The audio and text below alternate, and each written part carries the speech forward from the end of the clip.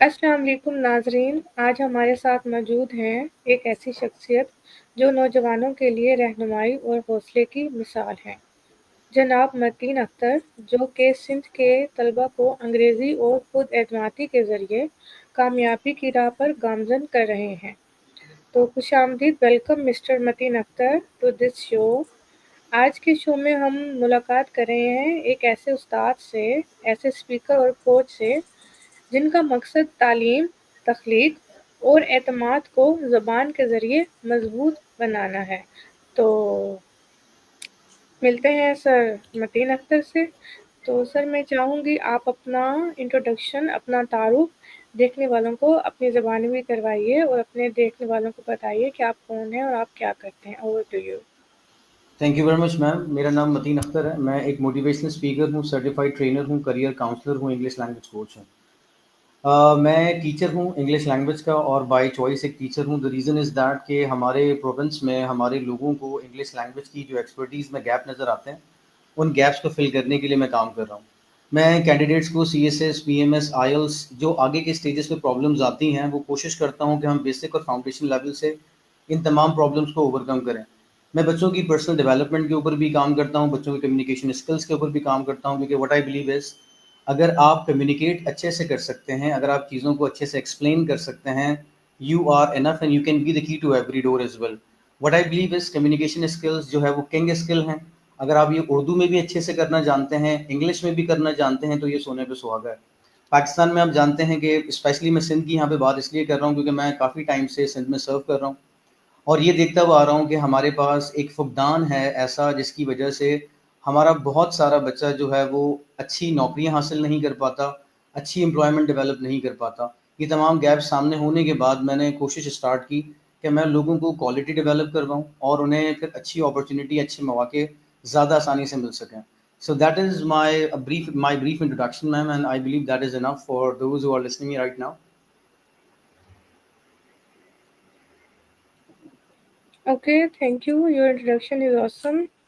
And let's move towards our questions. तो मेरा पहला सवाल आपसे ये है कि आप ये कहते हैं कि आप एक मोटिवेशनल स्पीकर हैं। You said that you are a motivational speaker. तो आपको मोटिवेशनल स्पीकर बनने का आइडिया कहाँ से आया? हाउ यू वांट, मतलब get the idea to become a motivational speaker? इसको आप मुझे बताएं कि जर्नी कैसे स्टार्ट हुई। मैम ये बड़ा इंटरेस्टिंग क्वेश्चन है। मैं 2000 ऑलमोस्ट 10 या 11 में कराची में था, ICA में, नीपा वाले कैंपस में मैं था। हमारी 3 डेज़ की ट्रेनिंग हुई थी वहाँ पे। मेरी एक बहुत अच्छी ट्रेनर मुझे मिली थी, नाजिया रमज़ान उनका नाम था। I still remember that lady as well. अब उस ट्रेनिंग में मिस नाजिया रमज़ान को जब मैंने एक्टिविटीज़ करते हुए देखा, हमें मोटिवेट करते हुए देखा, हमें सिखाते हुए देखा, तो मुझे ये प्रोफ़ेशन अच्छा लगा। मैंने पूछा कि जी इस प्रोफ़ेशन के अंदर अपना करियर कैसे बनाया जा सकता है और क्या-क्या क्वालिटीज़ और क्या-क्या चीज़ें हैं जो उसमें रिक्वायर्ड होती हैं। लेकिन उस टाइम 2010 में मुझे इसके बारे में एग्ज़ैक्ट आइडिया नहीं मिल सका कि कैसे मैं इन चीज़ों के अंदर अपना करियर डेवलप कर सकता हूँ।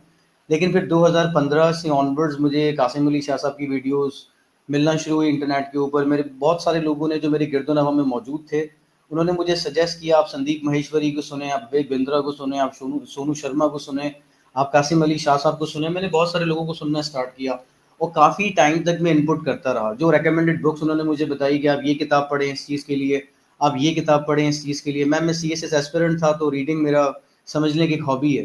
तो मुझे कोई भी चीज़, कोई भी किताब रिकमेंड की जाती है कोई भी स्किल डेवलप करने के लिए, तो मैं उसकी समरीज़ भी देखता हूँ, उसे गो थ्रू भी करता हूँ, उसे पैराफ्रेज भी करता हूँ, ताकि वो तमाम चीज़ें मैं अपने अंदर इनकलकेट कर सकूँ कि कैसे अगर किसी ने अपनी एक्सपर्टीज़ किसी बुक के अंदर शाया की हैं, तो वो एक्सपर्टीज़ आप कैसे डेवलप कर सकते हैं।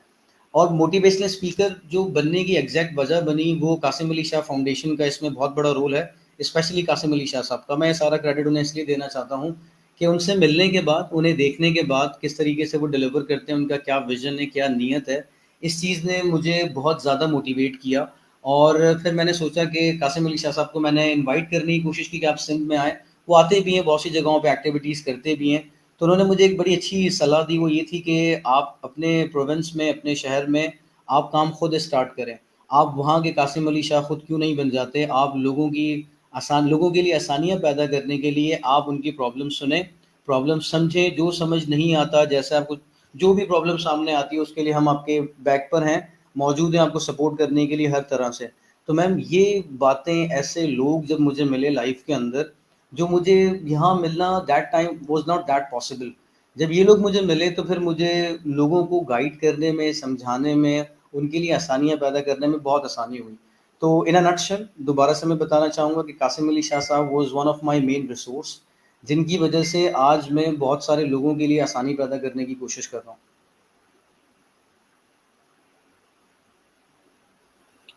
Okay, good answer. आपने अच्छा जवाब दिया, आपने इस चीज़ को डिफेंड करने की कोशिश अच्छी की। क्या आप मुझे ये बताएंगे कि कासिम अली शाह से आपका राब्ता है या आप उनको सिर्फ ऑनलाइन ही सुनते हैं? मैम मैंने कासिम अली शाह साहब की एकेडमी से, कासिम अली शाह फाउंडेशन जो है वहाँ पे 2017 में मैंने जो है वो एक ट्रेन द ट्रेनर्स एक जो कोर्स था उनका वो ज्वाइन किया था। और उस व्हाट्सएप चैनल के थ्रू मेरी कनेक्टिविटी शाह साहब से रही। लेकिन उसके बाद जिस तरह शाह साहब मसरूफ़ रहते हैं एक्टिविटीज़ के अंदर, वैसे ही हमने अपने आप को भी इतना मसरूफ़ कर दिया कि हमारा उस्ताद हमें बताता जा रहा है हमने क्या करना है, किस ट्रैक को फॉलो करना है, और वो गैप्स हम लोगों ने फिल करने हैं। प्रेजेंटली मैं कासिम अली शाह साहब के कांटेक्ट में कई दफ़ा मैंने कोशिश की है आने की, लेकिन मैं आ नहीं पाया कुछ वजूहत की वजह से। कभी मैंने विजिट भी की एकेडमी तो शाहजी पाकिस्तान में अवेलेबल नहीं थे, शाहजी के अलग अलग ट्रिप्स होते हैं, फिर कभी सेशंस मुझे मिल नहीं सके, तो मतलब वजूहत बनी। लेकिन जब मैंने train the young trainer join किया था कासिम अली शाह फाउंडेशन के अंदर 2017 में, that was the time when I had the meeting with him. उसके बाद मुझे दोबारा मौका नहीं मिला उनके साथ बैठने का, लेकिन I am trying my best कि मुझे दोबारा मौका मिले ताकि मैं अपनी चीज़ों को मज़ीद जो है ना वो अपने लिए आसान कर सकूँ। Okay, I wish, I hope कि आपको जल्दी ये मौका मिले थैंक यू और ये वेरी मच। चीज़ें आपके लिए और बेहतर हों। हम अपने अगले सवाल की तरफ बढ़ते हैं, जो कि है, why do you believe English proficiency is the key to education and creativity? Urdu में भी बता देती हूँ कि आप क्यों ये समझते हैं कि अंग्रेज़ी महारत, तालीम और तख्लीक की कुंजी है? Very nice and very intellectual question as well. Ma'am यही चीज़ मैंने चैट जीपीटी से पूछी थी कि मुझे क्रिएटिव बनना है, मुझे किस लैंग्वेज पे फोकस करना चाहिए। चैट जीपीटी ने मुझे जवाब दिया कि लैंग्वेजेस तो सारी ही आपको क्रिएटिव बना देंगी, लेकिन अगर आप कैटेगराइज करना चाहते हैं तो टॉप पे आपको मिलती है अरबिक। अरबिक की वोकेबलरी बहुत ज़्यादा है, अरबिक का एक्सपोजर बहुत ज़्यादा है, एक्सप्रेशंस बहुत ज़्यादा है। इवन एक ऊँट को हम 70 लफ्ज़ों में उसे प्रोनाउंस कर सकते हैं, बैठा हुआ ऊँट। देखें, हमज़ा नाम है, असद नाम है, ये सब शेर है, मुबश्शिर ये भी शेर है। तो अरबिक एक ऐसी लैंग्वेज थी जो आपकी क्रिएटिविटी डेवलप करवा सकती है नेक्स्ट लेवल के ऊपर, क्योंकि उसमें कुछ ऐसी चीज़ें हैं जो एक आम इंसान को आसानी से नहीं मिल सकती। लेकिन मैम हम अरबिक को पढ़ना तो जानते हैं, लेकिन जो हमें बोलना, जैसे हमें अंग्रेज़ी बोलनी नहीं आती, इसी तरीके से हमें जो है ना अरबिक भी पढ़नी आती है, समझ नहीं आती, हम समझ नहीं पाते उस चीज़ को, इसलिए हम कुछ क्रिएट नहीं कर सकते। अब हमारे पास क्रिएटिविटी का अगर कोई रिसोर्स पैदा करना है तो अब उर्दू भी जिस तरीके से हम बोलते हैं और जितनी हमें उर्दू आती है, और जितना अगर हम गौर व फ़िक्र करते हैं, एजुकेशन को देखते हैं, हायर एजुकेशन को देखते हैं, स्कॉलरशिप अपॉर्चुनिटीज़ को देखते हैं, और बहुत सारी ऐसी opportunities which are available right now, but if you are not good at English, mark my words, it would be difficult for you to get any of the opportunity. Therefore I thought कि हमें English के ऊपर काम करना चाहिए, अपने students की vocabulary develop करवानी चाहिए, उन्हें कंपोज करवाना चाहिए, ताकि वो ज़्यादा इंटेलेक्चुअल बातें कर सकें और ज़्यादा ऑडियंस को भी हिट कर सकें, अट्रैक्ट कर सकें, और अपनी बात ग्लोबल लेवल पर उसको ईजिली ले जा सकें। अरबिक सीखना कंपैरेटिवली इंग्लिश के थोड़ा सा मुश्किल है, ज़्यादा मुश्किल नहीं है, थोड़ा सा मुश्किल है, बट आई प्रेफर कि जब हमारी सारी एजुकेशन इंग्लिश के अंदर है और जो उर्दू हम बोल चाल में इस्तेमाल करते हैं, the language which we use when we are interacting with one another और each other, it is little difficult to show them that हम एजुकेटेड उर्दू का इस्तेमाल कर रहे हैं। हमारी उर्दू भी स्लैंग है, और फिर हमारी इंग्लिश भी स्लैंग है, और फिर हम अपॉर्चुनिटीज़ को देखें, आगे ऑप्शंस को देखें लाइफ के अंदर, इंटरव्यूज़ को देखें, there are lot of options ma'am. मैंने CSS, PMS, one paper exam, IELTS, O levels, A levels, तमाम की तमाम चीज़ों में ये देखा है कि जो बच्चा इस लैंग्वेज में अच्छा है वो ज़्यादा क्रिएटिव है, ज़्यादा इफेक्टिव है। अगर ये लैंग्वेज बच्चे की डेवलप प्रॉपर तरीके से करवा दी जाए एक पर्टिकुलर टाइम में, आई बिलीव कि उसको ज़्यादा अपॉर्चुनिटीज़ मिलेंगी, ज़्यादा ऑप्शंस मिलेंगे, वो ज़्यादा क्रिएटिव होगा।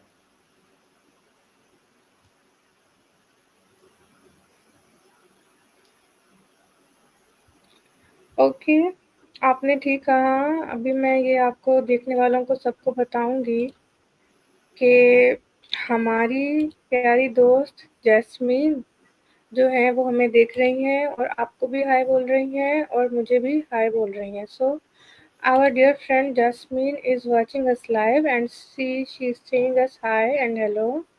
So Jasmine, thank you very much for this connection, for connecting with Mateen Akhtar, and let's move towards our more questions.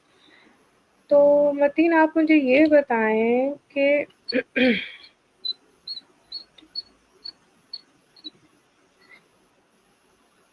how is English language proficiency diagnostic test different from traditional exam? आपका ये जो test है ये आम इम्तिहानात से कैसे मुख्तलिफ है? Ma'am very very valid question and very interesting question as well. Again आपने बड़ा अच्छा सवाल मुझसे पूछा। देखिए मैम, मैं एक गैप के ऊपर काम कर रहा हूँ और ये गैप मैंने एग्जामिनर रिपोर्ट से फाइंड आउट किया। जब मैं आपको कोई चीज़ पढ़ाऊँगा तो मैं उससे पहले एग्जामिनर रिपोर्ट पढ़ूंगा कि एग्जामिनर आपके पेपर्स वेरीफाई करने के बाद क्या एरर्स मार्क करता है और क्या रेमेडियल सॉल्यूशंस आपको बताता है, जिसके बाद आप ये एरर्स दोबारा रिपीट नहीं करेंगे।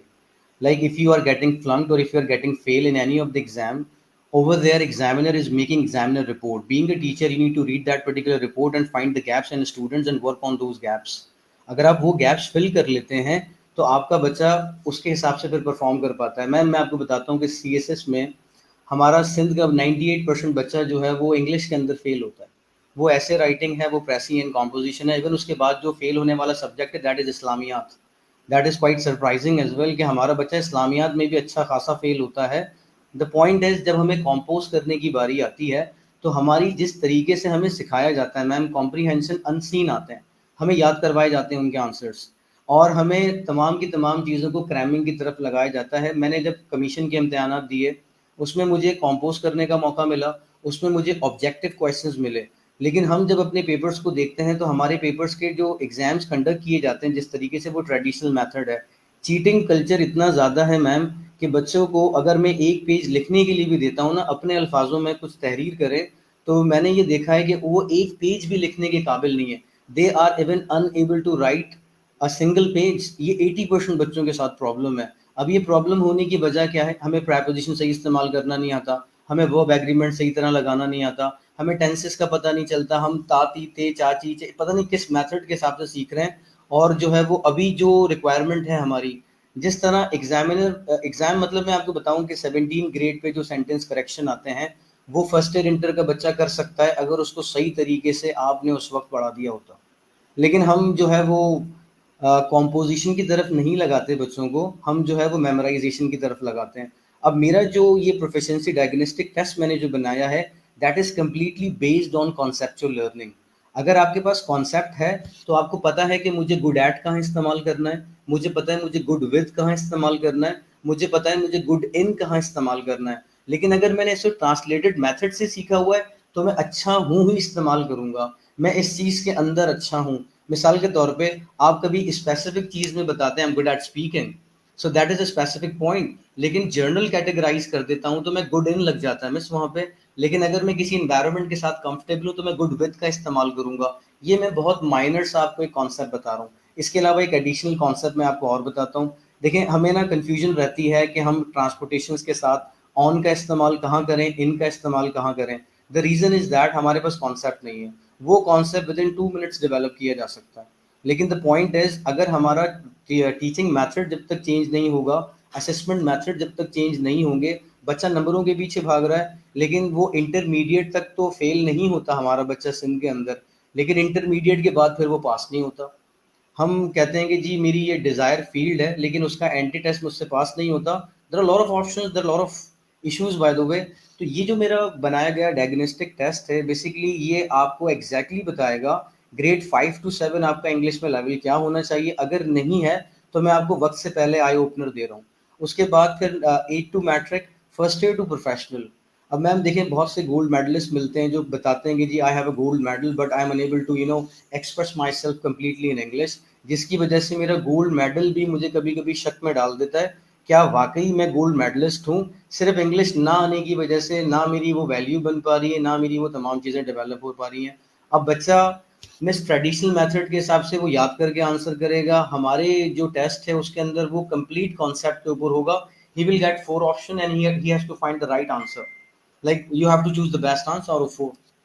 So that is the difference between my test. उसमें ये है कि if you have the concept, आप उसमें 100% स्कोर करें, मैं आपको कैश प्राइज दूंगा. आप 95% स्कोर करें, मैं आपको स्मार्ट वॉच दूंगा. आप उसमें 90 प्लस स्कोर करें, मैं आपको एक एयरपॉड्स. मतलब there are some kind of reinforcement for the students, those who believe कि हमारी English up to the mark है. ये वही तरह के क्वेश्चंस हैं जो आगे आने वाले वक्तों में आपको सीएसएस में मिलने हैं, पीएमएस में मिलने हैं, वन पेपर एग्जाम्स में मिलने हैं.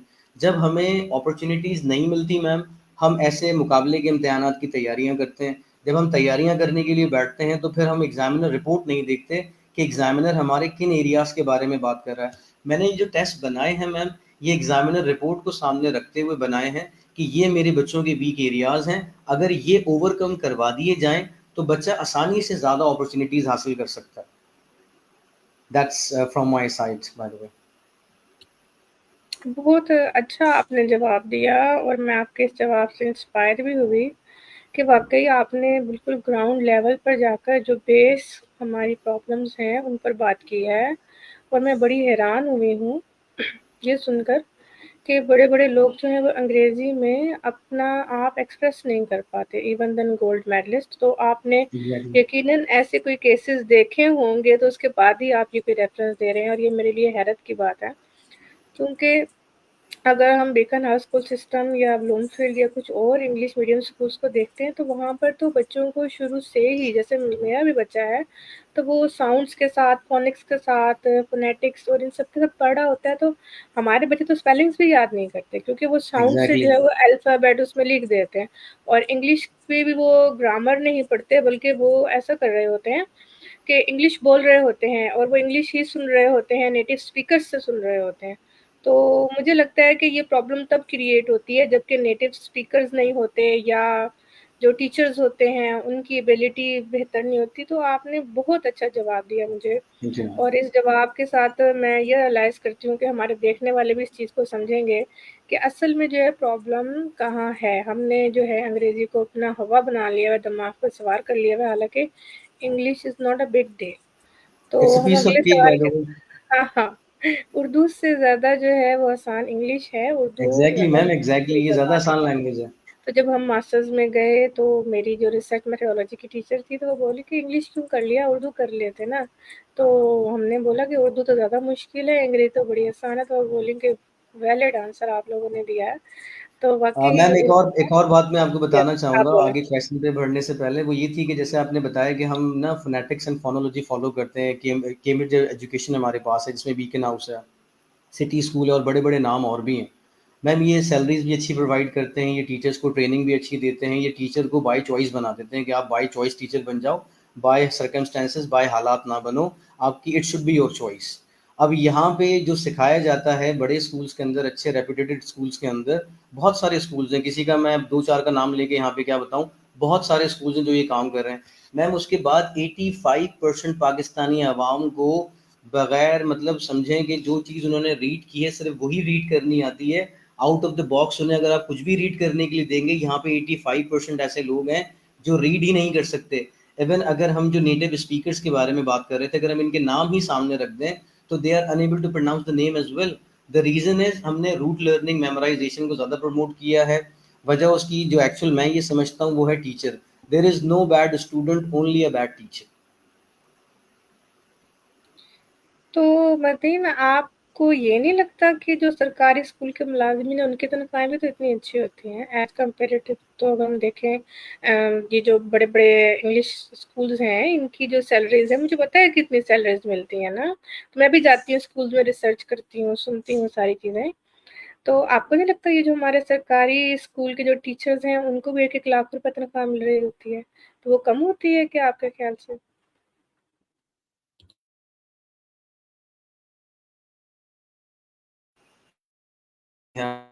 Internet issue. Am I audible to you ma'am? Ma'am ये बता रहा था मैं, मेरी एकेडमीज़ भी हैं, मैं एकेडमीज़ भी रन करता हूँ और मेरे पास फिर इवनिंग में जो है ना वो 9 से लेके इंटरमीडिएट तक एंड एंट्री टेस्ट हम लोग कोचिंग भी प्रोवाइड करते हैं.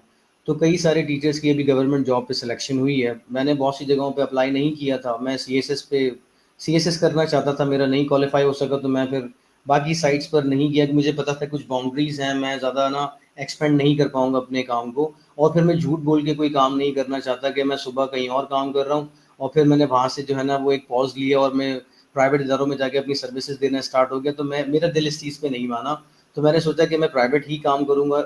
और क्योंकि मैं एक तब्दीली के लिए काम कर रहा हूँ, मेरे अंदर एक पैशन, एक मैं मिशन के ऊपर हूँ कि मैं अगर 98 को थोड़ा सा कम करवा देता हूँ, 90% करवा देता हूँ सिंध के अंदर जो फेलिंग रेशियो हमारे पास है अकॉर्डिंग टू एग्जामिनर रिपोर्ट्स, तो यही मेरी अचीवमेंट रहेगी। अब जो टीचर्स हैं मैम, जो काम कर रहे हैं इदारों के अंदर, अकाउंटेबिलिटी का बहुत बड़ा इशू है। They are not accountable to anyone. और दूसरा ये कि करप्शन इतनी ज़्यादा है कि अगर मैं पूरे महीने नहीं जाता और किसी अकाउंटेंट को पैसे देता हूँ और कहता हूँ कि जो मेरी सैलरी है वो मेरे अकाउंट में पहुँच जाए, इतना परसेंट आपका शेयर बन जाएगा, तो ये भी एक हराम अर्निंग है। अब हलाल और हराम से जब हम हटे, तो अब जो हमारे बच्चे पढ़ने वाले गवर्नमेंट स्कूल्स में आते हैं, वो सबसे ज़्यादा नीडी है मैम। बेसिकली उन्हें तालीम की ज़रूरत है, क्योंकि मिडिल क्लास और लोअर क्लास के पास तालीम के अलावा कोई और ऑप्शन नहीं है जो उनके स्टैंडर्ड को चेंज कर सके। तो अगर उन्हें क्वालिटी एजुकेशन मिल जाएगी, तो अगर वो बाहर मुल्क भी जाते हैं कहीं और जॉब्स भी करते हैं, तो एटलीस्ट वो चीज़ों में, इंटरव्यूज़ में अपने आप को जो है ना वो समझ लें कि क्वालिफाई कर पाएंगे चीज़ों के अंदर। तो यहाँ पे मोटिवेशन ना होना, पैशन ना होना, क्योंकि हम सब जॉब्स के लिए फिर रहे हैं। जो हमने तालीम दी है उससे सिर्फ जॉब माइंडसेट बंदा निकल कर आया है, और वो जॉब माइंडसेट बंदा अब वो गवर्नमेंट जॉब्स के अंदर, स्कूल्स में है, कहीं पर भी है, देखें रिश्वत बहुत ज़्यादा है, करप्शन बहुत ज़्यादा है, और ये इसी वजह से है। मैं भी इसी सिस्टम का पार्ट हूँ, मैं भी इसी सिस्टम से चीज़ें सीखा हूँ, पढ़ा हूँ, सारी चीज़ें हैं। मेरे घर वालों ने मुझे, मेरे वालिद साहब, मेरे दादा अब दुनिया में नहीं रहे, वालिद साहब हयात है अल्हम्दुलिल्लाह, वो अक्सर समझाते रहते हैं, देखो जी हमने हलाल कमाया है, तो आपने ना हमारी आगे आने वाली नस्लों को भी इसी तरह लेके चलना होगा। मुझे मेरे बड़े भाई को इसी तरीके से समझाते रहते हैं। तो बार बार एक चीज़ इनकलकेट की जाती है। तो मैम कोई ना गलत काम करने से या फिर मेहनत ना करने से मुझे बिलावजह मुआवजा मिल रहा है और मैं मेहनत नहीं कर रहा, तो वो मुआवजा मैं डाइजेस्ट नहीं कर पाता इजीली। अब जो आपने सवाल पूछा था उसका यही रीज़न है, अकाउंटेबिलिटी नहीं है, ये लोग बाय चॉइस नहीं है। और फिर दूसरा ये कि ये ना मुल्क के लिए आई बिलीव काम नहीं कर रहे हैं, ये अपने लिए काम कर रहे हैं। जॉब्स ढूंढने के लिए आए थे, इन्हें टीचिंग की जॉब मिली तो उन्होंने लगा लेट इट गो, टीचिंग है, कुछ भी है, गवर्नमेंट जॉब है, दैट मीन्स कि हम मेहनत नहीं करेंगे। अब आप मेहनत कर रहे हैं लेकिन चेंज नहीं आ रहा। चेंज ना आने का रीज़न क्या है, ज़रा अगर हम इसको फाइंड आउट करेंगे तो विल गेट टू नो कि बुरा स्टूडेंट नहीं होता, बुरा सिर्फ टीचर होता है। खैर मैं कहूँगी कि मैं इन मसाइल को लेके पहले ही इतनी परेशान रहती थी, और अब आपने मुझे सिंध के मसाइल बताए हैं तो मैं और ज़रा जो है ना वो क्या उसे कहते हैं, उदास हो गई हूँ कि मैं भई ना उदास ना हो, मैं काम कर रहा हूँ, इसके लिए आप बेफ़िक्र रहें, हम तो पॉज़िटिव चेंज मुझे लाएँगे, हम अपनी हाँ, टीम डेवलप कर रहे हैं, बहुत सारे लोग हैं। हम ऐसे लोग अगर जुड़ेंगे तो ही काम हो पाएगा, अदरवाइज़ मैं टीम बना रहा हूँ मैम, बहुत सारे लोग जुड़ते जा रहे हैं, इंशाल्लाह तब्दीली आएगी। और मैंने मुल्क इसलिए नहीं छोड़ा क्योंकि मैंने ना यहीं यहीं के लिए मैं शायद बना हूँ, और मैं ये बिलीव करता हूँ कि मैं इसी मुल्क को सर्व करूँगा। मैं सेटल हो सकता हूँ कहीं पर भी बड़ी आसानी से, ना मेरे लिए आईएलटीएस मुश्किल है, ना मेरे लिए आगे जाना मुश्किल है, लेकिन मैं पाकिस्तान में क्यों रहूँ? अगर मैं यहाँ रहूँगा, यहाँ के लोगों को मैं डेवलप करने में आसानी करूँगा, यहाँ की मतलब मैं यहाँ काम करना चाहता हूँ। व्हाट इज़ दैट कि मुझे गैप नज़र आया यहाँ पे, और पाकिस्तान के मुझे सेटल नहीं होना। मैं क्या करूँगा सेटल होके, अगर मैं अपने मुल्क को पीछे मुड़ के देखूँगा, तो फिर वो जो इनर पीस है वो नहीं मिल सकेगा मुझे। तो मैं मेहनत करते-करते जो है ना वो आसान अल्फाज़ों के अंदर यहीं गुज़रना चाहता हूँ।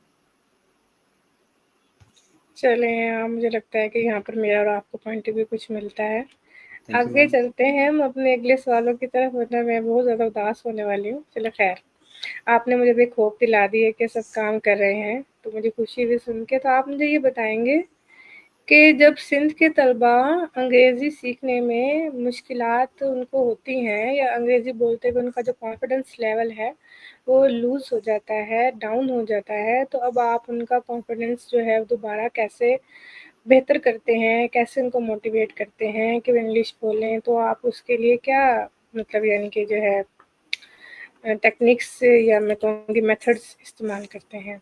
मैम मेथड्स बहुत सारे हैं। किसी को बुलवाने के लिए बेसिकली पहले तो ये बात कि आपने कंपोज़ करना सिखाना है। हम डायरेक्टली नहीं बोल सकते जब तक हम लोग ना लिसन ना करें और रीड ना करें, क्योंकि लिखना और बोलना 2 स्किल्स के ऊपर बेस करता है। एक लिसनिंग है और दूसरा रीडिंग है। अगर आप रीड नहीं करते, आप सुनते नहीं हैं, तो मार्क माय वर्ड्स, आप ना बोल अच्छा पाएँगे, ना लिख अच्छा पाएँगे। हमारा बच्चा ये दोनों काम नहीं करता। अब बचपन से अगर आपसे मैं पूछूँ आपने अपनी मदर टंग कैसे सीखी, तो आप देखें लिसनिंग का बहुत बड़ा रोल है। और आपने कहीं जाके पहला लफ्ज़ जाके प्रोनाउंस किया मामा और बाबा, वो भी सही तरीके से प्रोनाउंस नहीं किया। द रीज़न इज़ दैट आप लिसन कर रहे थे और आपने 3, साढ़े 3, 2, ढाई साल आपने सुना, सुनने के बाद टूटा-फूटा बोलना स्टार्ट किया। अब हमारा बच्चा प्रेज़ेंटेशन देता है मेमोराइज़ करके और हमारे बच्चे को प्रेज़ेंटेशन के अंदर पास कर दिया जाता है। हमारे बच्चे की बॉडी लैंग्वेज नहीं होती, हमारे बच्चे की टोनैलिटी नहीं होती, हमारे बच्चे के फेस एक्सप्रेशंस मैच नहीं करते जब वो बोल रहा होता है। तो बेसिकली वो बोल नहीं रहा होता, उसने मेमोराइज़ किया होता है। हमारा बच्चा मेमोराइज़ किए बगैर लिख नहीं सकता। दैट मीन्स कि हमारे बच्चे को ना बोलना आता है, ना ही लिखना आता है। और अगर हम इस गलतफ़हमी का शिकार हैं कि नहीं जी मेरे बच्चे के तो 80 प्लस मार्क्स हैं, तो हमारा एक छोटा-सा असेसमेंट टेस्ट है मैम इंग्लिश का, वो आप बच्चे का अटेम्प्ट करवाएँ, हम भी देख लेंगे, आप भी देख लेंगे कि बच्चे को चीज़ कॉन्सेप्चुअली आती है या फिर उसने मेमोराइज़ किया हुआ है। जैसे मैंने आपको बताया था एग्ज़ामिनर रिपोर्ट में एग्ज़ामिनर कहता है कि बच्चे जब कंपोज़ करते हैं तो बुक के सेंटेंसेस पूरे-पूरे याद करके पूरे-पूरे पैराग्राफ याद करके कंपोज़ कर देते हैं। तो प्रैक्टिस हमारी बेसिकली मेमोराइज़ेशन की हुई है, कम्युनिकेट करने की नहीं हुई। जब हम बड़े स्कूल्स को देखते हैं या फिर इंग्लिश लैंग्वेज कैंपसेस को देखते हैं, तो वहाँ पे ना गैजेट्स का इस्तेमाल करते हैं। नई-नई चीज़ें होती हैं, माइक हाथ में होता है, अलग-अलग इक्विपमेंट्स हाथ में होते हैं, हम एलईडी का इस्तेमाल कर रहे होते हैं, लॉट ऑफ थिंग्स हम चीज़ें पावर पॉइंट प्रेज़ेंटेशन इस्तेमाल कर रहे होते हैं। ये सब चीज़ें बच्चे को ना एक नया फ़ीलर देती हैं। और जब टीचर जब एक मिमिक करके दिखाता है, कोई एक्टिविटी करके दिखाता है, फिर मैं एग्ज़ाम्पल यहाँ पे देता हूँ कि आपके सामने जो बेसिकली एक लीडर है, जो टीचर है, बच्चा उसी को देख के परफ़ॉर्म करता है। अगर वो टीचर भी शाय है, he is not that fluent, तो बच्चा भी फ्लुएंट नहीं हो पाता। Ma'am what I believe listening and reading, ये 2 एक्टिविटीज़ आपकी भरपूर होनी चाहिए, आपको वोकैब्युलरी भी मिल जाएगी, अच्छे सेंटेंसेस भी मिल जाएँगे, कॉन्फिडेंस भी आ जाएगा। ये इस ऑथर ने ये बात लिखी थी, अगर ये बात मैं कोट करूँगा तो मेरी बात को कोई भी मतलब मज़ाक नहीं उड़ाएगा मेरी बात का कोई भी और मुझे प्रॉपर तरीके से देखेगा और सुनेगा। So that what I believe ma'am. इसके अलावा तो बहुत सारी एक्टिविटीज़ हैं, कैमरा आप ओपन करें, बच्चों की रिकॉर्डिंग करें, बच्चों को पॉडकास्ट बनाने की एक्टिविटीज़ दें, बच्चों को जो है वो व्लॉगिंग करने की एक्टिविटीज़ दें। मैं जब बच्चों को सिखाता हूँ तो ये सारी चीज़ें मैंने बच्चों से परफ़ॉर्म करवानी होती हैं। बच्चे मेरे साथ बैठ के पॉडकास्ट बना रहे होते हैं लेकिन वो हम लोग अपलोड नहीं करते। मैं नहीं चाहता कि मेरा जो लर्नर अभी सीख रहा है उसके ऊपर मीम्स बन जाएँ बिला वजह। क्योंकि कहीं-कहीं वो गलतियाँ भी कर देते हैं, कहीं-कहीं वो मिसप्रोनाउंस भी कर देते हैं चीज़ों को। और आपको पता है कि सोशल मीडिया के ऊपर अब ऐसी कोई गलती करना तो आपके ऊपर फिर मीम बन सकती है और आपको मीम के तौर पे इस्तेमाल किया जा सकता है। That is one of the reason. But these are the activities, जैसे सोशल प्लेटफ़ॉर्म्स आए हमारा काम बड़ा आसान हो गया।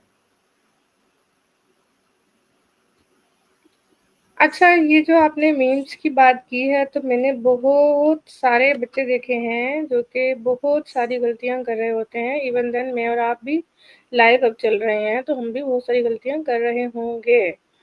लेकिन बच्चों को जितना हम इससे दूर रखते हैं, उनमें उतनी जो है वो कोताही और देर पैदा होती है। मैंने अपने बिल्कुल। नज़रों के सामने बहुत सारे बच्चे देखे हैं, जो कि गलतियाँ कर रहे हैं, कोई मीम्स नहीं बन रही, कुछ भी नहीं हो रहा। और जब बच्चा रोज़ जो है सिर्फ़ एक एक्टिविटी करता रहता है, तो बाय प्रैक्टिस ही जो है वो बहुत बेहतर हो जाता है। यहाँ तक कि अगर हम ये बैठे रहें कि इसमें मीम्स बन जाएँगी, तो फिर ना मीम्स बनेंगी, ना इंग्लिश बेहतर होगी। तो हम चलते हैं अगले सवाल की तरफ, जो कि मेरा फ़ेवरेट टॉपिक है, क्योंकि मेरा जो मिशन है वो है एजुकेशन और टेक्नोलॉजी को ब्लेंड करना, ताकि जो लर्निंग है ना वो और बेहतर हो सके। ये मेरा मिशन है लाइफ़ का। तो हम टेक्नोलॉजी की तरफ चलते हैं, टेक्नोलॉजी की बातें करते हैं। तो उससे रिलेटेड सवाल है एक आपके लिए। हाँ जी, तो आप जो है अपने इस टीचिंग मेथड्स में क्या-क्या टेक्नोलॉजी जो है वो अभी तक इस्तेमाल करते हैं? टेक्नोलॉजी ने क्या रोल प्ले किया है? आपने कैसे उससे फ़ायदा उठाया है, मुझे बताएँ, अगर आपने कुछ मैम किया ऐसा? टेक्नोलॉजी ने ज़्यादा आसान कर दिया है लोगों को अप्रोच करना। पहले हम फिज़िकली लोगों को अप्रोच करते थे तो जो एक समझ लें मुट्ठी भर क्राउड हमें मिलता था। अब हमारे पास ऐसा है कि हम टेक्नोलॉजी का इस्तेमाल करते हुए पूरी दुनिया को अप्रोच कर सकते हैं। अब मैं यहाँ हैदराबाद में बैठ के कराची में भी लोगों को डील कर रहा होता हूँ और इंटीरियर सिंध के अंदर भी डील कर रहा होता हूँ। फिर जब से मैंने अपनी एक वेबसाइट भी बनाई हुई है, मैंने पहले भी इस चीज़ से मेंशन किया था, मेरी एक वेबसाइट है जिसके ऊपर मैंने अपने लेक्चर्स रिकॉर्ड करके रखे हैं उन लोगों के लिए और मैं लाइफ टाइम एक्सेस प्रोवाइड करता हूँ। बताने का मकसद इसलिए है कि ना मंथली सब्सक्रिप्शन, ना ईयरली सब्सक्रिप्शन, नथिंग। आप एक दफ़ा कोर्स लें, इस चीज़ को इम्प्रूव करें, आगे सीखने वाली और भी बहुत सारी चीज़ें हैं। आप मुझसे कनेक्ट रहना चाहते हैं with the help of technology, आपकी कनेक्टिविटी मेरे साथ रहेगी। अगर आप टेक्नोलॉजी इस्तेमाल नहीं कर रहे, still you are in the stone age, तो फिर आप चीज़ों से बहुत पीछे रहेंगे। तो आई बिलीव कि टेक्नोलॉजी जो तब्दीली होती है, जो चेंज होता है, ये बहुत अच्छी चीज़ है। इंसान को चेंज अडॉप्ट करना चाहिए और वक्त के हिसाब से अपने आप को चेंज करना चाहिए, वरना नोकिया वाला हाल होता है मैम। ओके, आप मेरे साथ अपने तमाम सोशल मीडिया हैंडल्स जो है वो शेयर कीजिएगा, तो वो मैं जो है हाइलाइट कर दूँगी यहाँ पर श्योर इस मैम। डिस्क्रिप्शन में। और आप क्या टूल्स इस्तेमाल करते हैं? जैसे ग्रामरली हो गया, चैट जीपीटी हो गया, परप्लेक्सिटी हो गया, इसके अलावा और भी बहुत सारे मैं टूल्स डीप हैं, सीक भी क्या इस्तेमाल करता हूँ मैम, मैं चैट जीपीटी भी इस्तेमाल करता बच्चों हूँ को मैं। इस्तेमाल करवाते हैं आप ये चीज़ें अब मैंने अपने अपने स्टूडेंट्स को? स्कूल के, मेरे पास 2 स्कूल्स भी हैं, तो मैंने अपने तमाम टीचर्स को ग्रामरली, चैट जीपीटी और जो भी कैनवा वगैरह जो भी तमाम चीज़ें हैं, जहाँ से उनके लिए आसानी पैदा हो सकती है, पोस्ट में अंग्रेज़ी में कोई कमेंट देना है, किसी चीज़ के कॉन्सेप्ट समझने की आसानी करनी है, मैं अवेलेबल नहीं हूँ। मैं ये कहता हूँ कि आज के दौर में आपके पास समझ लें मोबाइल आपका चिराग है और चिराग के अंदर चैट जीपीटी, जेमिनी जितने भी सॉफ्टवेयर्स हैं सारे के सारे जिनी हैं। आप जिनी को एक प्रॉम्प्ट लिख के दें और वो जिनी देखें आपको कहाँ लेके जाता है। जी, क्योंकि ना जब हमने इंग्लिश को इम्प्रूव करना शुरू किया रेहान स्कूल में लेवल 1 में, तो हम जो है बहुत सी ऐसी वेबसाइट्स बनी हुई हैं जहाँ पे हमें नेटिव स्पीकर्स मिल जाते हैं एआई के ज़रिए। उनसे हमने बातें करना शुरू की। जैसे मैं और आप बातें कर रहे हैं, तो हम एग्ज़ैक्टली उन मैम। नेटिव स्पीकर से जो है इंग्लिश में बात करते थे। तो उससे जो हमारी इंग्लिश की लिसनिंग की स्किल्स हैं और हमारे जो मतलब स्पीकिंग स्किल्स हैं, वो बहुत ज़्यादा जो है बेहतर हो गया। अब हमें कोई भी प्रॉब्लम नहीं है, हम किसी फॉरेनर से भी बात करें तो हमें लगता है जैसे हम यूज़ टू हो गए ना, तो ये बहुत एग्ज़ैक्टली, अच्छे टूल्स हैं। तो मुझे एग्ज़ैक्टली लगता है मैम। सब बच्चों को ये यूज़ करने चाहिए। चलिए हम अपने सेकंड लास्ट क्वेश्चन की तरफ बढ़ते हैं। हाँ जी, तो आप सिंध के तमाम अंग्रेज़ी के असातिज़ा के लिए क्या पैगाम देना चाहेंगे? मैम मैं यही पैगाम देना चाहूँगा कि हमें ना एक टीम बन के काम करना चाहिए। आप किसी भी सिटी से हैं, आप कहीं से भी हैं, प्लीज़ लाइन अप करें चीज़ों को, कॉन्टैक्ट करें। हम जिन चीज़ों पे काम कर रहे हैं, आप उन चीज़ों को समझें। हमें अगर कहीं इम्प्रूवमेंट की ज़रूरत होती है, हम आपके एक्सपीरियंस से, आपके एक्सपोज़र से अपनी चीज़ों को मज़ीद बेहतर करेंगे और हम मिल के बच्चों के इस गैप को फ़िल कर सकते हैं। देखें, जब हमारे मुल्क में बच्चा डॉलर्स, पाउंड्स कमाने लायक होगा, तो मुल्क का ही फ़ायदा है। जब दिनार आपके मुल्क में घर बैठे-बैठे आ जाएँगे, तो आपको बाहर जाने की ज़रूरत नहीं है। अब जितने भी टीचर्स हमारे पास मौजूद हैं सिंध में, उन्हें नहीं पता, उनके पास मेथड्स नहीं हैं या उनके पास हमसे अच्छे मेथड्स हैं, प्लीज़ हमसे कोऑर्डिनेट करें, हमारे साथ जुड़ें ताकि जो चीज़ें आप अकेले नहीं कर पा रहे, हम मिल के कर लेते हैं। Okay, last question from my side, that is, in your opinion, how can Pakistan improve its English education system? Urdu में भी बता देती हूँ कि आपके ख़्याल में पाकिस्तान अपने इंग्लिश एजुकेशन सिस्टम को कैसे बेहतर कर सकता है, या अगर आपको मौका मिले तो आप जो है इसको कैसे बेहतर करेंगे? मैम इसको बेहतर करने के लिए ना हमें बाय चॉइस टीचर्स चाहिए, सिंपल।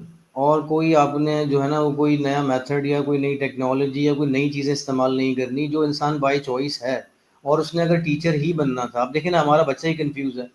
पेरेंट्स डिसाइड कर रहे हैं कि उसने एमबीबीएस करना है, पेरेंट्स डिसाइड कर रहे हैं उसने इंजीनियर बनना है। कितने इंजीनियर्स की सीवी आती है मेरे पास जॉब्स के लिए, टीचर बनने के लिए, जब आपको कुछ मिलना ही नहीं था at the end of the day, और आपको पता है कि मुझे फिर at the end of the day आना ही टीचिंग में है। आप इंजीनियर हैं, आप मेरे पास मैथ्स पढ़ा रहे हैं, फिजिक्स पढ़ा रहे हैं, केमिस्ट्री पढ़ा रहे हैं, तो आप फिर जो है वो एजुकेशन वाली फील्ड में ही आ जाते हैं। आपने जब धक्के खाए, कुछ नहीं मिला, आप एजुकेशन में आ गए, अब मरे दिल के साथ आप एजुकेशन को लेके चल रहे हैं। इसी तरीके से हमारे पास अगर हमने एजुकेशन को या इंग्लिश प्रोफिशिएंसी को बेहतर करना है, तो हमें बाय चॉइस टीचर्स प्रोड्यूस करने पड़ेंगे, सख्त अकाउंटेबिलिटी रखनी पड़ेगी। बहुत सारे ममालिक हैं मैम, और एजुकेशन ही वाहिद रास्ता है जिसके बाद तब्दीली आती है। जो तरक्की याफ्ता मुल्क हैं, वहाँ पे आप देखें एजुकेशन पे कितना बजट आता है, कितनी अकाउंटेबिलिटी है। वहाँ पे कासिम अली शाह साहब अक्सर फरमाते हैं, वो यही फरमाते हैं कि जी किसी भी मुल्क को अगर आपने तबाह करना है ना, वहाँ पे आप जो है ना वो समझ लें हर किसी को टीचर बना दें। आपके पास एक असला होगा, उसमें जितनी गोलियाँ होंगी आप उतने लोगों को डैमेज कर सकते हैं, लेकिन अगर आपने हर दूसरे को टीचर बनाना स्टार्ट कर दिया, तो फिर मैम मुल्क आगे नहीं बढ़ेगा, फिर यहाँ पे स्कैमर्स ही पैदा होंगे। कभी कहीं से कॉल आती है जी आपके जो है वो बिज़नेस इसमें इतने पैसे निकल गए, कभी कहीं से कॉल आती है, कभी कहीं से कॉल आती है बताने के लिए, मतलब ये स्कैमर्स भी तो हमने ही प्रोड्यूस किए हैं। और अकाउंटेबिलिटी ना होने की वजह से, बाय चॉइस टीचर ना होने की वजह से, मुझे अक्सर लोग कहते हैं कि जी आपको जो है ना वो बदतमीज़ स्टूडेंट नहीं मिले। मैं पिछले 16-17 सालों से टीचिंग कर रहा हूँ मैम, मुझे आज तक बदतमीज़ स्टूडेंट नहीं मिला। इसलिए मैं अक्सर ये कहता हूँ, बुरा स्टूडेंट नहीं, बुरा सिर्फ टीचर होता है। तो अगर हमें बाय चॉइस लोग मिल जाएँगे, थोड़ा-सा मुश्किल काम है। हमारे पास अगर 10 कैंडिडेट 100 कैंडिडेट्स हैं, उसमें से अगर हमें 10 भी टीचर हमें मिल जाते हैं जो बाय चॉइस बनना चाहते हैं, हालात की वजह से नहीं, वो अगर हमारे साथ टीम अप कर लेते हैं, वो लोग अगर जुड़ जाते हैं, जिन्हें शौक है पढ़ाने का, जिन्हें वाक़ई लोगों को सिखाने का शौक है, वो नौकरियां नहीं करना चाह रहे, उन्हें कोई नौकरियां नहीं चाहिए। मुझे अक्सर लोग कहते हैं गवर्नमेंट जॉब सब, मुझे नहीं चाहिए गवर्नमेंट जॉब, मुझे सेटल नहीं होना। मैं काम कर रहा हूँ और ये काम के अंदर मेरी नस्लें सेटल हो जाएंगी। अब मैं अकेला सेटल होकर क्या करूंगा? आने वाली नस्लें इस काम से सेटल हो सकती हैं मैम। अब बताने का मकसद है कि बाय चॉइस लोग हमें मिलेंगे, बाय चॉइस टीचर्स हमें मिलेंगे, अकाउंटेबिलिटी होगी। हमें कुछ भी करिकुलम दें आप, मैं जो सिस्टम हमारे पास अभी एग्जिस्टिंग सिस्टम जो एजुकेशन सिस्टम है, चीटिंग कल्चर खत्म करवा दें सिर्फ, इस चीटिंग कल्चर को खत्म होने दें। उसके बाद देखेंगे जैसी भी तालीम हमारे पास है ना, इसी के बाद हम प्रोडक्टिव लोगों को पैदा करना शुरू कर देंगे। मैम बच्चा ग्रेजुएट हो चुका है, उसको अपना इंट्रोडक्शन लिखना नहीं आ रहा, यूनिवर्सिटी का फॉर्म फिल करना नहीं आ रहा बच्चों को। ये तो मैं काम कर रहा हूँ, तो मैं अंदर की थोड़ी बातें आपको इसलिए शेयर कर रहा हूँ। I have seen it by my self personally. तो मुझे अगर कोई कहे ना जी ऐसा नहीं है वैसा नहीं है, तो हाँ, पॉलिटिकल इन्फ्लुएंस के हिसाब से आके तो मैं कह दूंगा हाँ जी ऐसा नहीं है, लेकिन इन एक्चुअल ऐसा ही है। और मैं टीचर हूँ तो मैं काम करना चाह रहा हूँ, मुझे गैप्स दिखते हैं। लोग इंटरेस्टेड नहीं है तब्दीली लाने के लिए, they are comfortably they are comfortable, और वो कंफर्ट जोन से बाहर निकलना नहीं चाह रहे हैं। So this is what I believe is the solution is well. अच्छा, अभी आपने एक बात की तो उससे मेरे ज़हन में एक सवाल आ गया, तो मैंने सोचा मैं आपसे पूछूँ, ये जो चीटिंग कल्चर आप कह रहे हैं, तो ये कैसे खत्म होगा आपके ख्याल से? कोई आइडिया दें ये कल्चर खत्म करने का, मैम कैसे देखिए, करेंगे? हम जब है ना, कहने का मकसद है कि एक वक्त था जब जो है ना वो आर्मी जो है ना वो तैनात होती थी कॉलेजेस के अंदर।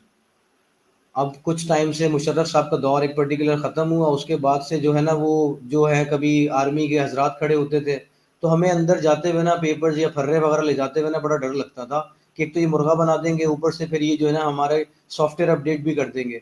तो हम अपने सारे जो चीटिंग का सामान लेके जाते थे वो बाहर फेंक दिया करते थे, इस डर से कि कहीं हम पकड़े ना जाएं। हमने सिर्फ डर पैदा करना है मैम, कि जो बच्चा चीटिंग करता हुआ हमें पकड़ नजर आया, उसको 3 साल के लिए घर बिठाएंगे, उसको कहीं नहीं पढ़ा रहे। आपने स्कैमर बनना है बेटा, आओ स्कैमिंग करो बैठ के। 3 साल मैं अक्सर लोगों को कहता हूँ कि बच्चों के चालान ना काटें, सिर्फ बच्चों की गाड़ियां, जो छोटे बच्चे बाइक चला रहे होते हैं, गाड़ियां चला रहे होते हैं, 2-3 घंटे के लिए गाड़ी उनकी जो है ना जब्त करके रख लें, कोई चालान ना काटें, कोई सजा ना दें। उन्हें जल्दी थी ना, सिर्फ वक्त जाया करवाएं। जब इंसान का वक्त जाया होगा तो उन्हें आइडिया हो जाएगा यार मैंने कोई गलती की, मुझे सजा तो नहीं मिलनी, लेकिन 3-4 घंटे के लिए बाउंड कर दिया जाऊंगा। दूसरा ये कि जो मैं आपको बता रहा हूँ चीजें, चीटिंग कल्चर कैसे खत्म किया जाएगा? थ्रेट। 3 ऑप्शन है मैम, लव दें, ग्रीड दें या थ्रेट दें। आपने मोहब्बत दे दी, आपने लालच दे दिया, अब जरा आप धमकी दे के देखें। आप जो है ना बताएं कि कोई भी बच्चा, कैमरास लगवा दें, कितने हमारे पास ऐसे होते हैं, कितने कैमरास पे चीजें आती हैं कि जी इस सेंटर में, इस कॉलेज में, यहाँ पे चीटिंग हो रही है। It's a very common. अभी जो बारहवीं फेल मूवी आई है वो आप देखें, मैं अक्सर बच्चों को रेकमेंड करता हूँ कि प्लीज वो मूवी देख लें। और फिर क्या है कि कामयाब होना है तो चीटिंग छोड़नी होगी। तो अब जिन लोगों ने भी कामयाब होना है जिंदगी में, मेहनत करने के लिए, उन्हें चीटिंग छोड़नी होगी। और जो बच्चे चीटिंग एनवायरनमेंट के अंदर हैं और कह रहे हैं कि जी वो सारे कर रहे थे इसलिए मैंने भी कर दिया, तो बेटा सभी खुआर होने हैं, फिर इसलिए आप भी खुआर हो गए। आपका अपना रास्ता है, हर किसी का अपना रास्ता होता है, उसका मुकाबला ही अपनी ज़ात से होता है, किसी और की ज़ात से नहीं होता। आप वसल्लम की हदीस है, अगर तुम्हारे 2 दिन बराबर हैं तुम नुकसान में हो। If your 2 days are equal you are a loser. तो दैट मीन्स आपको पर्सनली अपने आप को डेवलप करना चाहिए। That's what I believe. Agree करती हूँ मैं आपसे, हमें जो है सज़ाएँ एट द स्टेट उस टाइम ही फ़ौरन देनी चाहिए, कुछ मामलात में पनिशमेंट होनी चाहिए और सख्ती करनी चाहिए, और जो है हमें सबके लिए सज़ा होनी चाहिए। ये नहीं है कि स्पेसिफ़िक लोगों के लिए होनी चाहिए, जब एक रूल बन गया है तो देखिए रूल मैम, को सभी एक एक फ़ॉलो करेंगे। मिसाल के तौर पे, यस। सजा ना भी दें, सजा अनाउंस कर दें। अनाउंस कर दें, सिर्फ थ्रेट चाहिए हमें ना, सिर्फ कानों में आनी चाहिए कि भाई अब ना ऐसे नहीं होने वाला। अगर आप ये माइंड सेट लेकर आ रहे हैं ना, बच्चे फेल करें, क्योंकि फेल की abbreviation first attempt in learning है। हमारा बच्चा फेल होने के बाद पता नहीं समझता है कि उसने पता नहीं कितना बड़ा गुनाह कर दिया, या उससे पता नहीं क्या चीज हो गई कि अब जो है वो तालीम के लिए बना ही नहीं है। उसको दुकान खुलवा दो, उसको पंक्चर की दुकान में बिठवा दो, उसको ये करवा दो, उसको वो करवा दो। देखिए बच्चों से आप पूछें स्कूल जाने में मजा आता है, मेजोरिटी मुझे कहती है कि जी जहाँ पे अच्छे स्कूल्स हैं वहाँ पे बच्चों को मजा आता है। लेकिन बहुत से बच्चे ये बात भी कहते हैं कि जी हमें स्कूल जाने में मजा नहीं आता। अब उसका रीजन क्या है कि बच्चे स्कूल जाने में उन्हें मजा ही नहीं आ रहा। वो जो है वो आ ही नहीं रहे घर पे, स्कूलों से पढ़ने के लिए नहीं आ रहे, घर से निकल ही नहीं रहे चीजों के लिए। उसका रीजन क्या निकल के आता है? यही रीजन है कि जब उस्ताद इंटरेस्टिंग नहीं होगा, बच्चा कभी भी इंटरेस्ट नहीं लेगा।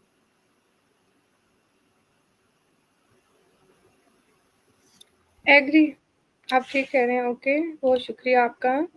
माय क्या आप प्लेजर आए, मैम। आपने मुझसे बातचीत की, अपने जो ख़्यालात हैं, उनका इज़हार किया और हमें बताया कि असल में जो ग्राउंड पर क्या प्रॉब्लम्स चल रही हैं और आप क्या-क्या चीज़ें फ़ेस कर रहे हैं और हमारे मुल्क के क्या मसाइल हैं, हमारे बच्चे किस तरफ जा रहे हैं और हमें चीज़ों को कैसे ठीक करना चाहिए, प्रॉब्लम्स किधर हैं और किधर जो है बेहतरी की गुंजाइश है। तो मैं इसको वाइंड अप करूँगी। Thank you mister Mateen for sharing your thank you vision ma'am. And mission with us. Your work is truly shaping the future of education and empowering the youth of Sindh.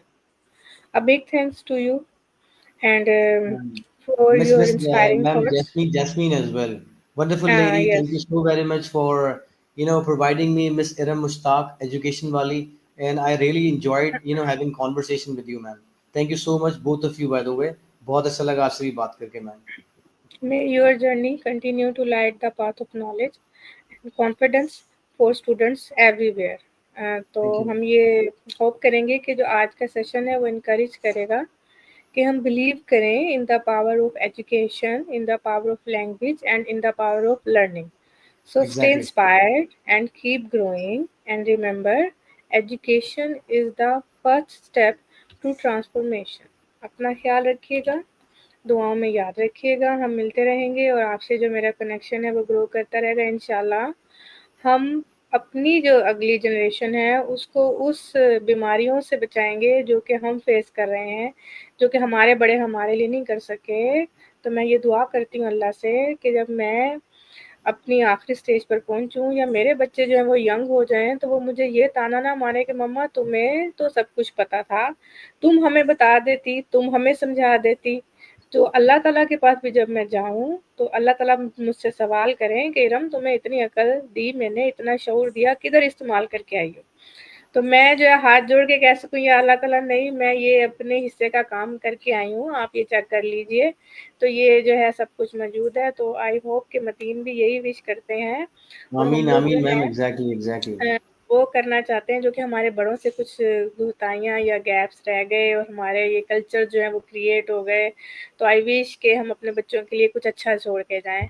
हमारे बच्चे वैसे ना बने जैसे हम हैं या हमारे कल्चर के लोग हैं, ना जो दाएँ हैं, ना बाएँ हैं, ना 3 में है, ना 13 में है, ना उनको इंग्लिश आती है, ना उनको उर्दू आती है, बस एक चीटिंग कल्चर है, आप ठीक कह रहे हैं। तो जी, बहुत शुक्रिया, दुआ में याद रखिएगा और आप जब हमें एनकरेज करते हैं, हमारी ऐसी कंटेंट को जो है वो शेयर करते हैं, कमेंट करते हैं, तो हमें भी हौसला होता है कि अच्छी बातें सुनने वाले लोग भी मौजूद हैं और कंटेंट ये होता है जो कि शेयर करना चाहिए, ना कि वो जो हर वक़्त सस्ती शोहरत के पीछे रहते हैं। तो सब अपना ख़्याल रखिए। मिलते हैं फिर एक और नए मेहमान के साथ, नई बातों के साथ। अल्लाह हाफ़िज़।